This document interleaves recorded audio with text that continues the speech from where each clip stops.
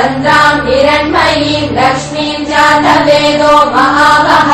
ताम् महावः जातवेदो लक्ष्मीमनपगामिनीम् यस्याम् हिरण्यम् विन्देयम् गामश्वम् पुरुषानहम् अश्वपूर्वाम् रथमद्याम् हस्तिनादप्रबोधिनीम् श्रियम् देवीमुपह्वये श्रीर्महादेवीर्जुषताम् ताम् सोऽस्मिताम् हिरण्यप्राकाराम् मात्राम् ज्वलन्तीम् तृप्ताम् तर्पयन्तीम् पद्मे स्थिताम् पद्मवर्णाम् तामिहोपह्वये श्रियम्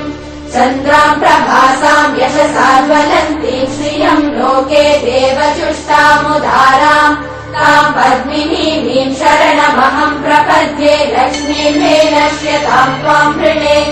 आदित्यवर्णे तपसोऽधिजातो वनस्पतिस्तव वृक्षोऽत बिल्वः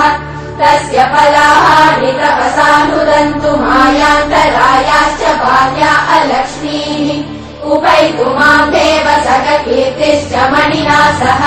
प्रादुर्भूतोऽस्मि राष्ट्रेऽस्मिन् कीर्तिवृद्धिम् ददातु मे शुक्तिपासामलाब्धे